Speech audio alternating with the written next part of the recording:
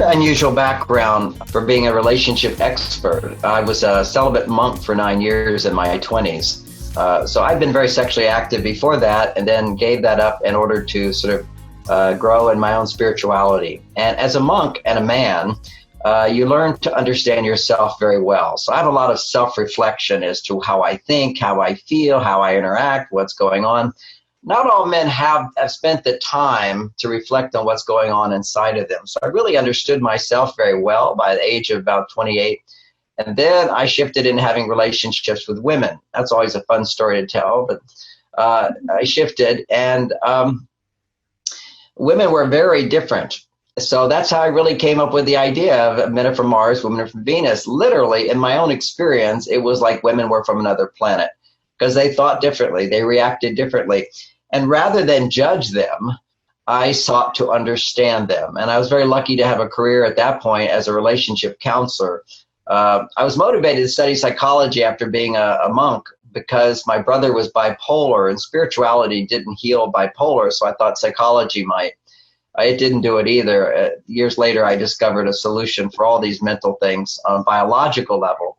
It's not so much psychological. However, in my own journey, that sort of opened me up to becoming a therapist, and listening to women talk every day for 8 hours. Really, it was like a study for me. Of course, they love being studied. They were being heard, being understood. I was asking questions, and really to understand how women think and feel in a positive way. And I think it's my own comfort with myself that allows me to be non-judgmental. You know, so much of the time when differences show up, we tend to think I'm right, you're wrong. And in my case, I was just curious. And curiosity is always the best reaction rather than judgment.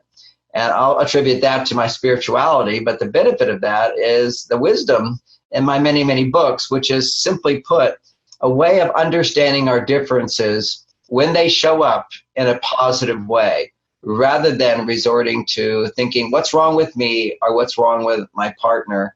Let me see what just happened and find a better way to interact. I've been doing this a long time. I know the question single ladies usually ask me. Yes. And, you know, one of the big things is, why doesn't he call back? And it was such a big deal. I remember some friends wrote a book called He's Just Not Into You, which is an overly simplified answer. For sure, sometimes men don't call back. But anybody who's been with somebody, had a great time, and then they don't call back or they lose interest, you go, what happened? It's such a, you kind of look at yourself, did I say this, did I do that? And just doesn't let go because there's no understanding. And so sometimes it is, you know, you meet someone and you find out they're not the right person for you. And sometimes women will say, well, why doesn't he just say I'm not the right person? And I say, are you kidding? Who wants to say that? And the bottom line in men is they want to make women happy, but that doesn't mean they want to make every woman happy. I mean, actually, they would like to make every woman happy, but they don't want to be in a relationship with every woman. And so what happens is when something's not working, not clicking, he's not going to tell you, generally speaking. He's just not going to call back. So that's one reason a guy doesn't call back. But there's so many other reasons. And it's very important to understand that. There's ways that she may have sabotaged the interaction. And so there is something she said or did that didn't inspire him to call back or to pursue the relationship. So that's clearly a possibility. And I'd like to talk today about some of those things that women commonly do that kind of turn men off. And then there's another aspect of masculinity, I guess I'll start with, and that's that we as men and women have a different biological system. And, you know, I'm presently working on a book actually called Beyond Stereotypes, because actually, if you've read Men Are From Mars, Women Are From Venus, nowhere in there do I imply or suggest that women can't do everything a man does and a man can't do everything a woman does. It's just that these are differences that show up in that process. So a lot of people have been critical of the work because they think I'm like fitting into old stereotypes. There's actually no stereotypes in my book that are the traditional stereotypes. It's just wisdom in terms of how men and women are biologically set up differently to react to happiness and stress, pain and pleasure. So men basically have a system, and this is building up to a very important thing, testosterone. Testosterone is this hormone that men need at least 10 times more than a woman to feel good. If he doesn't have his heavy, a good level of testosterone, then he doesn't feel pleasure. He doesn't feel interest. He doesn't feel motivation. And that's what he feels so much in the beginning. It's that all that interest the guy has and that attraction. On a biological level, that's testosterone. Now, it's not like you can just shoot him with testosterone and happen. His body has to make it. So he's making this testosterone. It's the foundation of interest and romance and growing together. Okay, so if a man's testosterone level goes down, he's going to feel passive, irritable, grumpy. He can become judgmental. I mean, it's amazing how, as a man, I can shift from being, my God, she's the most beautiful woman in the world, to, oh my gosh, she's got big toes. It's just as women can be really hard on themselves, a guy can be really hard on women, and it's fleeting. For women, it's not so fleeting. They tend to hang on to these things. But a guy, testosterone goes up, you are beautiful. Testosterone goes down, he is like, I don't know, I don't feel so good when I'm with her.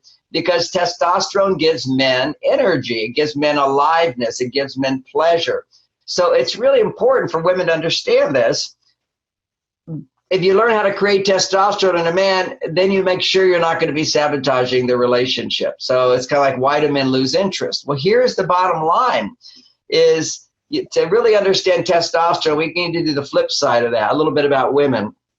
For women, it's estrogen. Estrogen have, generally speaking, 10 times more estrogen than a guy. Okay. Now, as guys get older and you get these overweight guys that aren't very motivated in life, you can tell them they got a belly. I'm sorry, guys, but that's part of having a belly is estrogen.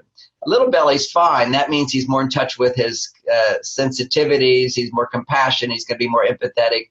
There's certain challenges that come with estrogen in men.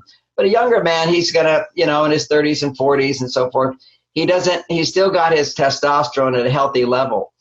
In order to feel good, he needs that testosterone. But when he connects with a woman and they spend a lot of time together and he's doing a lot of things to please her, what happens is his estrogen goes up. Okay, that's really key. Is sex with a guy afterwards, his testosterone levels tend to go down. Now, it's a subtlety. It's actually his testosterone might be the same, but the amount of free testosterone goes down. But we'll just, for simplicity, say his testosterone goes down. And when that happens, he needs to pull away in order to rebuild his testosterone. So a guy theoretically can have a horrible time with a woman and not want to call her back. Or a guy could just be, it doesn't fit and not want to call her back. Or it could be a guy that really likes her, has a good time, and they have sex. These female hormones get produced. A lot of oxytocin gets produced as well. And oxytocin is a hormone that will actually lower his testosterone. So oxytocin is the hormone that lowers stress in women. Oxytocin is the hormone of cuddling, of affection, of romance. It's also in there, of connection, of feeling love. So all those are strong feelings that come along with estrogen and oxytocin. But you get those two things together, which is what romance is. His testosterone levels will start to drop.